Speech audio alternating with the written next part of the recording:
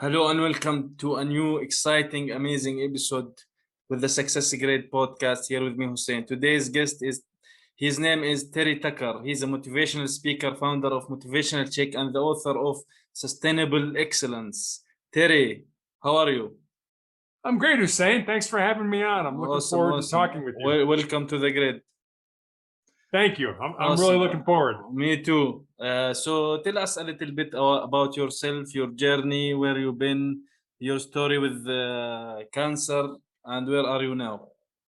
Sure. So I am the oldest of three boys. I grew up in Chicago, in the United States, and went to college on a basketball scholarship at the Citadel in Charleston, South Carolina. You can't tell this from looking at me, but I'm 6'8" tall. So Whoa. Basketball, seemed to be a natural progression for me.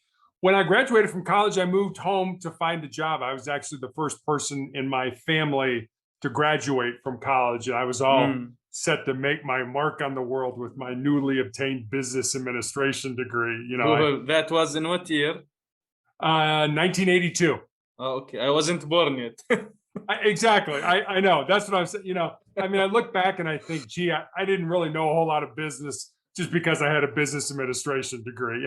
As you know, a lot of it is hands-on and getting down in the trenches and getting dirty and figuring it out. So I found that first job in the corporate headquarters of Wendy's International, the hamburger chain. Cool. But unfortunately, I ended up living with my parents for the next 3.5 years as I helped my mom care for my father and my grandmother, who were both dying of different forms of cancer. But in my professional career, like I said, I was a marketing executive. I was a hospital administrator. I was a customer service manager. I was a police officer. And while I was a police officer, I did undercover narcotic work. And I was a SWAT. Yeah, I know. At 6'8", I did undercover narcotic work. But yes, I did. And I was a SWAT Team Hostage Negotiator on top of that. So that was pretty interesting. Then I was a school security consultant, a basketball coach, as you mentioned, a motivational speaker. Last year, I became an author. But for the last 9 years, I've been fighting a very rare form of melanoma. And then finally, my wife and I have been married for 28 years, and we have one child, a daughter. She's a graduate of the United States Air Force Academy and is a lieutenant in the newly formed branch of the military here in the U.S., the Space Force. Oh, okay, cool. That's cool. That's really cool. Amazing. So, sorry, but I have to get a little bit back. You mentioned that your grandmother and your mother passed away from cancer, and you have cancer. So it seems like it's in the family. Does cancer, is it genetics? Does it have this thing about it, or is it like it doesn't have to do anything about it? It really doesn't. I have this very rare form of melanoma that appeared on the bottom of my foot. And a couple summers ago, I had all 88 genes that doctors either know cause cancer or suspect cause different forms of cancer. And I have no mutations in any of those genes, which begs the question, how did I get this? And my doctor is I don't know how you got it, but you certainly got it. Yeah, but the form that this kind of cancer, you don't smoke, for example, right? No, I've never smoked. I've done everything right in my life. Exercised, had a physical exam every year, ate right, everything. So yeah, so I can get that. So the human body works in weird ways, I guess. Yeah, unfortunately, a very weird way for me. Yeah. So tell us a little bit about this journey with cancer. What do you do about it? How do you go through it? Or how do you find the motivation to keep going? Because it's been it's 9 years now. 9 years, yeah. Let me sort of just give you the progression. So 2012, I have a callus break open on my foot. I'm a basketball coach. Don't think a lot about it. But then when it doesn't heal, I go see a foot doctor, a podiatrist friend of mine, takes an x-ray, says, I think you've got a cyst in there. And he cut it out and he showed it to me. No big deal. Sent it off to pathology. 2 weeks later, I get a call from him basically saying that he's been a doctor for 25 years and he's never seen this form of cancer, and that I should be treated at the MD Anderson Cancer Center in Houston. How, let me get this. So this is when they saw your case, they don't know about this type of cancer unless until you came along. This is He had never seen it. They were okay. aware of it. It's a form of melanoma, which is a skin disease, but it's where it appears. My cancer appears either on the palms of your hands or the bottom of your feet. And then there's an even rarer form of melanoma that appears in your mucous membrane. So in your nose or your mouth or something like that. Whoa. So yeah, he had never seen this as a foot doctor, but the cancer hospital had seen this form. So they did a surgery to remove the tumor on my foot, and they took all the lymph nodes out of my groin. And then they put me on a drug called interferon, which basically gave me flu-like symptoms every week after I took each injection. I took a weekly injection of the drug, and I took that weekly injection for 5 years. So imagine having the flu every week for 5 years. Wow. So the cure, the medicine that they gave you, basically maybe was healing or curing a little bit of the cancer, but at the same time gave you flu most of the time. Yeah, I mean, the drug was not designed to cure me. It was just designed to kind of hold the cancer off until they had more options. Hold it back, yes. Yeah. So when they stopped the drug eventually in 2017, the disease came back. And in 2018, I had my left foot amputated. 2019 came back again. And then last year, an undiagnosed tumor in my ankle grew large enough that it broke my shin bone, my tibia. And right during the middle of the pandemic, I had to have my left leg amputated above the knee. So that's pretty much my journey. I also have tumors in my lungs now that I'm being treated for with a clinical trial drug. So that's kind of how I got from 2012 to 2021. Wow, that's huge. So you basically got both of your legs amputated now? I got my foot amputated first and then my leg. So, okay. Yeah. And so I have one leg still. Yeah, okay, cool. So, and now you have in your lungs, have it in your lungs. And it's also cancer. The same type the same type of cancer. Okay, so it's kind of like moved up there. It has. It is. My doctor told me that when I originally was diagnosed with it, that wherever it was in my body, it was already there. So it wasn't like they did something to make it move. The problem is we have a lot of very good diagnostic tools, but in order to see a tumor has to be the size of a pea, a garden pea that you would eat. And that's about 1 billion cancer cells. Not a million, 1 billion cancer cells the size of a pea. So it has to be that big in order to be detected by a CAT scan or an MRI. And it just took that long for it to grow that large so they could find it. So how do you find the motivation to keep this going inside yourself? So, I was asked what it was like recently by a nurse, what it was like to lose my foot. Because yeah, it's too much. Because a lot of people, I don't know that much people personally have cancer, maybe one, I think, but it's exhausting. Yeah, it's mentally exhausting. It's physically exhausting. It's emotionally. I mean, it takes a lot out of you. But I think you have to remember that you are more than the sum of your parts. And that's what I told this nurse who asked me what it was like to lose my foot and then to lose my leg. And I told her there was a basketball coach many years ago who was dying of cancer, gave a great speech one day. And I didn't understand it then. But what he said was, cancer can take away all my faculties, but cancer can't touch my mind. It can't touch my heart. And it can't touch my soul. And that's really who we are. I mean, this body that we're in is just kind of a vessel to hold who we really are. And I didn't understand that speech in 1993 when he gave it, but I understand it a lot more now. And I get through this through a couple things. One, when I call my 3 Fs. I have a very deep faith in God. the other F is my family, and the other F is my friends. So I get through it with that. And then I get through it with what I've developed over these last 9 years, my 4 truths. And these are things that I use to make decisions. Am I going to do this treatment? Am I going to get involved in this project and stuff like that?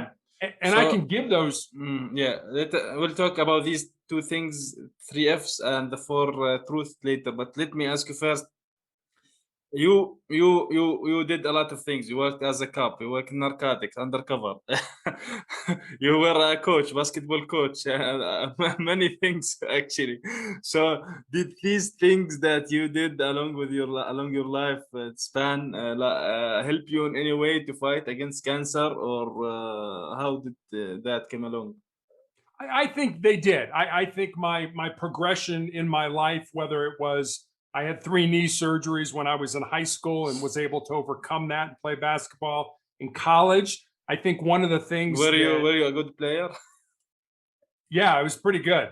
I don't know if you know who Michael Jordan is. Yeah, but of course. Yeah, I actually, yeah. I played against him in college. Really? Yeah. You're joking. No, I'm not joking. And my brother actually coached his 2 sons when they were in high school. Wow, that's cool. So you played against him in like 1 match or more than one? Just one game. I was a senior in college. He was a freshman. But that was the year that his team, North Carolina, won the national championship. Oh, okay, that's good. So amazing. That's amazing. That's really cool that you played against Michael Jordan. Yeah, he wasn't Michael Jordan that we all know right now back then, but still, it was a great opportunity. Yeah, of course. So yeah, that helped you along the way. So talk to me about your the 4 truths you talked about a little bit earlier. So the 4 truths are just 4 sentences that I've come up with over these last 9 years, and I have them. If I'm looking down, I have them on a Post-it note right here on my desk, and I see them multiple times during the day. So here they are. The first one is you need to control your mind or it will control you.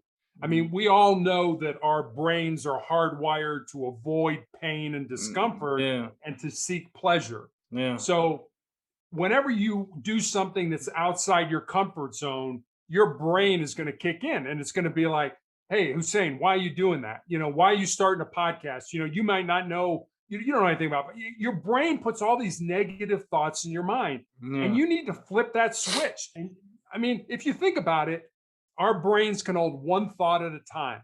Why would you make that a negative thought? Why would you have anything negative in your mind? So that's the first one. You need to flip that switch if it ever gets to the point where your brain is putting negative thoughts into your head. Yeah. The second one is you need to embrace the pain and discomfort that we all experience in life. And it doesn't have to be like mind cancer. It could be, you flunk a test in school, or you break up with your boyfriend or your girlfriend, or you don't get the project that you want at work. Yeah. Whatever the pain that we all experience in life, we're all going to experience pain. Pain is inevitable. Exactly. Suffering, on the other hand, that's optional. That's what you do with that pain. Oh, I love that.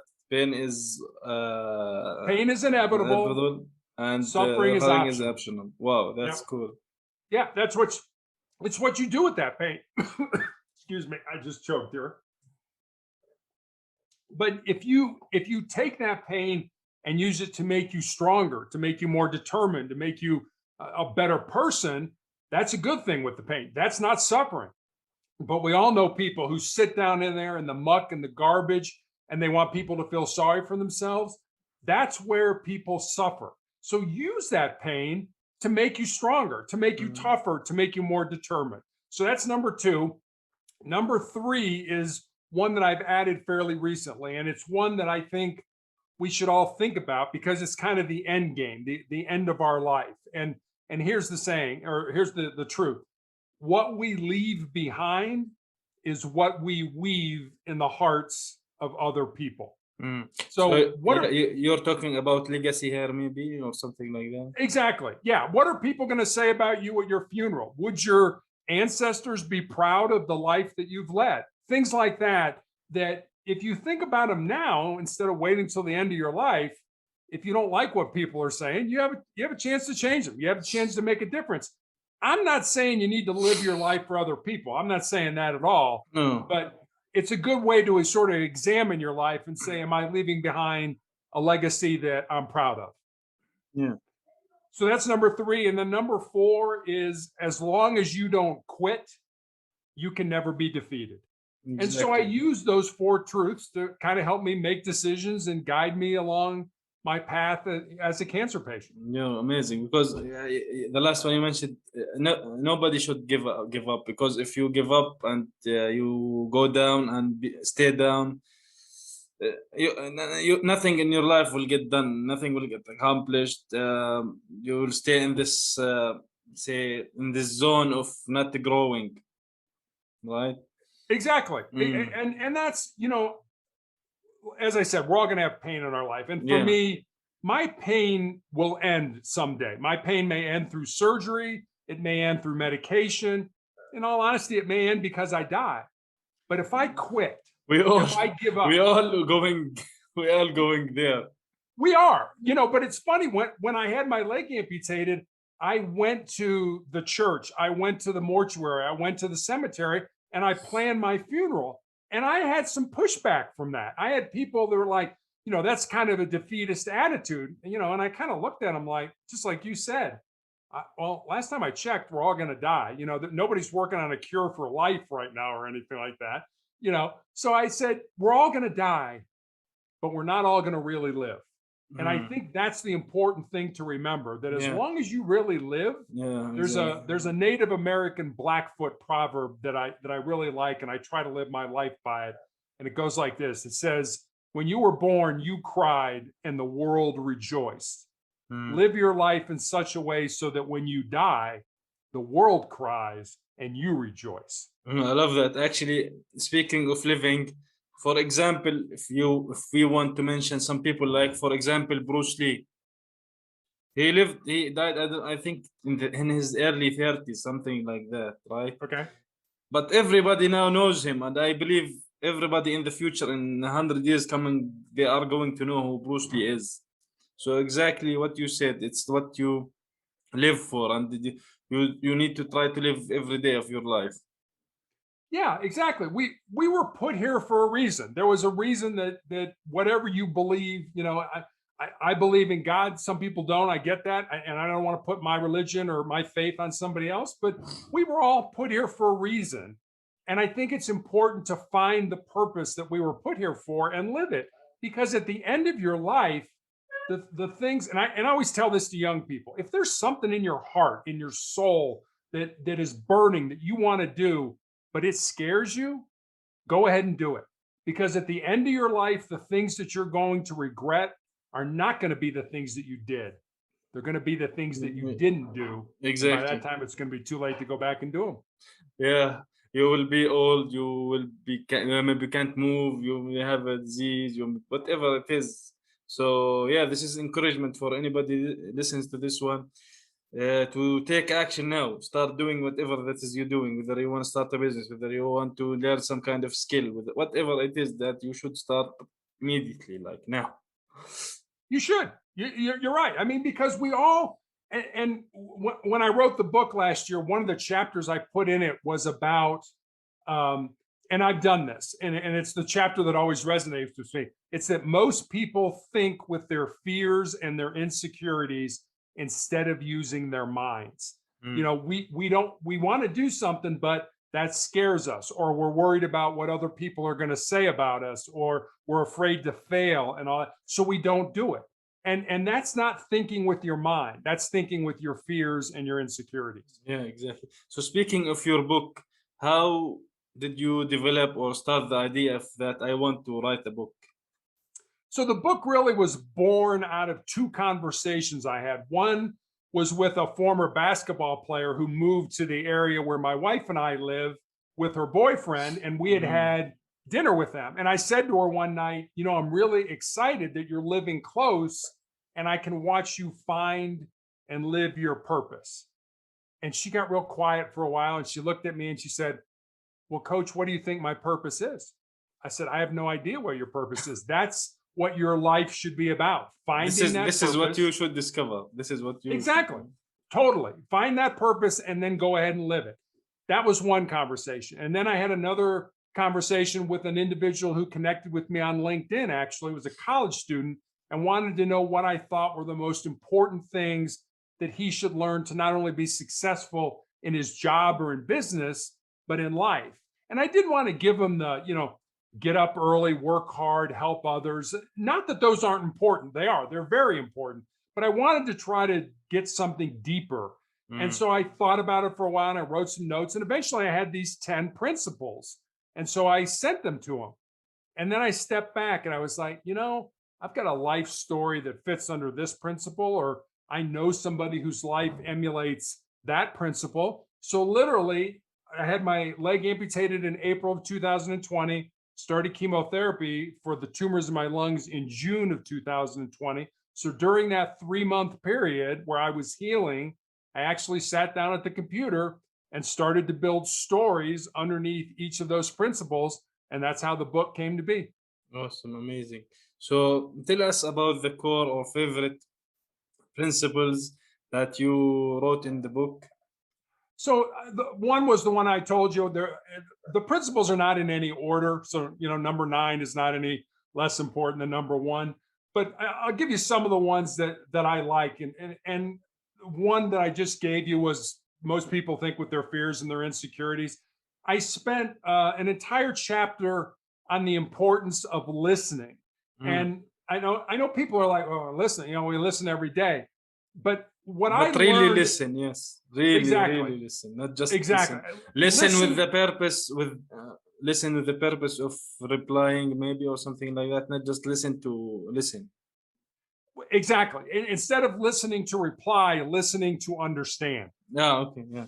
And that's, and I learned that, when I was a hostage negotiator. And as a policeman, most of my interactions with people were face to face. And so I could see things, if they were balling up their fists, maybe they wanted to fight me, or if they were looking around, maybe they wanted to run.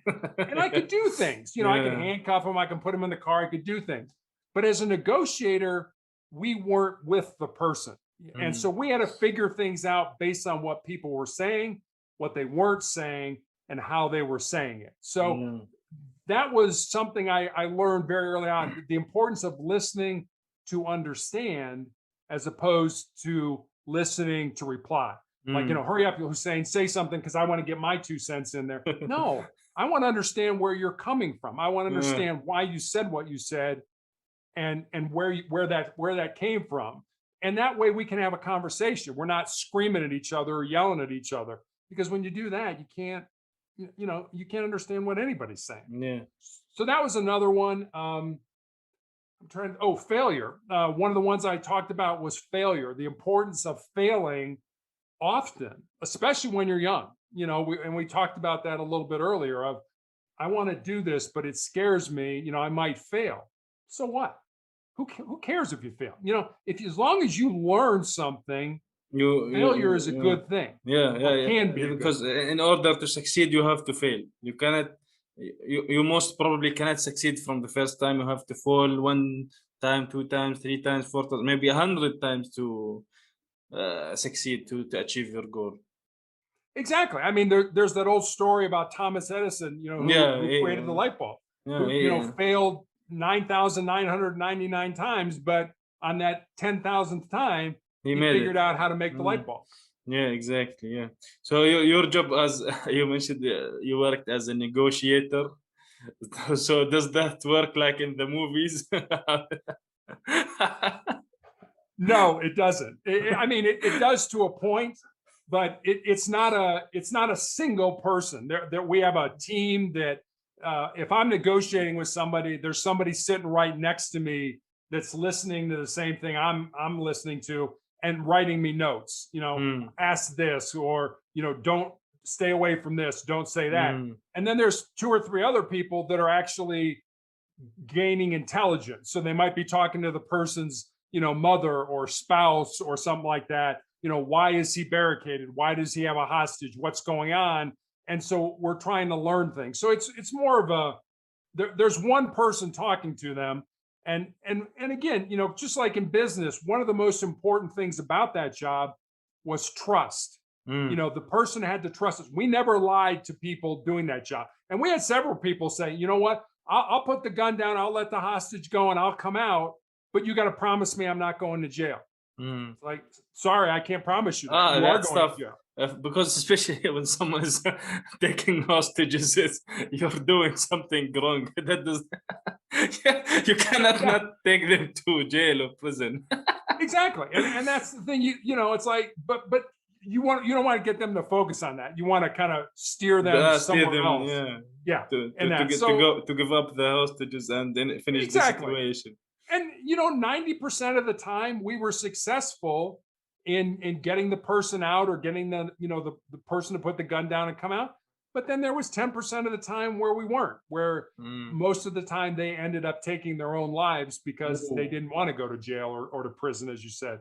And you know, I never lost any sleep over that, and I don't mean to sound callous, but it's their choice. It's their choice. Yeah, I mean, if someone wants to do something wrong, most probably, I don't know, maybe they have some issues inside, maybe, but I think 99%, let's say, they know what they are doing. So it's like the people who, for example, commit suicide, whatever it is that you, yeah, for example, your story is amazing and you went through a lot.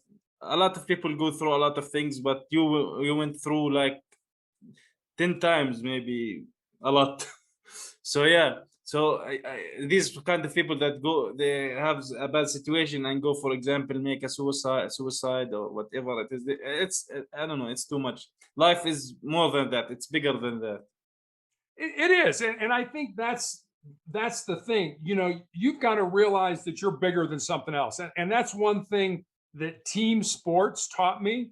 You know, that I was part of a team, and if I didn't do my job, I was not only letting myself down, I was letting the whole team down. And if you think about it, what's the biggest team game that we all play? The game of life. You know, we're all part of a team, and you know, if I do something that lets you down, it's going to hurt you, and vice versa. So, but a lot of people just think about that it's about me. It's only about me. It's not. It's about so much more than you. Yeah, exactly.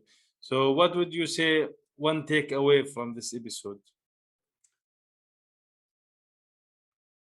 Let me tell you a story. I'll end it with this. I'll tell you a story. So I've always been a big fan of Western movies, cowboys and Indians and stuff like that. I love Clint Eastwood. Yeah, Clint Eastwood. Okay, so I don't know if you saw this movie, but back in 1993, the movie Tombstone came out, and it was about two men back in the Old West in the United States. One was named Doc Holliday, and the other was named Wyatt Earp. And these two men couldn't have been more different. Doc Holliday they called him Doc because he was a dentist by trade, but he was pretty much a gunslinger and a card shark. And Wyatt Earp was a lawman his entire life. So these two men from entirely divergent backgrounds formed this very close friendship. And at the end of the movie, Doc is dying of tuberculosis at a sanitarium here in Colorado. And Wyatt is destitute at this point in his life. He has no job, no money, no prospects for a job. And every day comes to play cards with Doc, and the two men pass the time that way.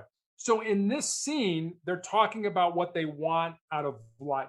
And Doc says, you know, I was in love with my cousin when I was younger, but she joined a convent over the affair, but she's all I ever wanted. And he looks at Wyatt and he says, what about you, Wyatt? What do you want? And Wyatt says, I just want to lead a normal life. And Doc looks at him and says, there's no normal, there's just life. And I like that scene. Cool, that's amazing. It is. I mean, what does normal life mean exactly? And that's just it. That's what I want, I guess, to leave your listeners with. You know, you and I probably know people who say, you know, they're sitting back and they're waiting. Well, if this happens, then my life will be normal. Or if that happens, then I'll be successful. Or if this happens, then I'll be influential. Don't wait. Don't wait to live your life. Go out there, find the purpose that you were put on this earth to do, and live it. Because at the end of your life, I can promise you, if you do that, you'll be so much happier and so much more at peace. Very, very cool. Very inspirational. I love that. So where can people get in touch with you and get the book? So the book can pretty much be gotten at anywhere you can get a book online, at Amazon, at barnesandnoble.com, at Apple iBooks, anywhere there. To get in touch with me, I have a blog. I put up a thought for the day every day, and the Monday morning motivational message is usually a video or a story, and that's motivationalcheck.com. And you can also get access to the book there. You can leave me a note. You can get access to my social media sites, all at motivationalcheck.com. Awesome. So it's motivationalcheck.com. Check as in CHECK. Correct. Awesome. Well, thank you, Terry, for being here with me today on the Success Secret podcast. Amazing episode. Very powerful and inspirational, actually.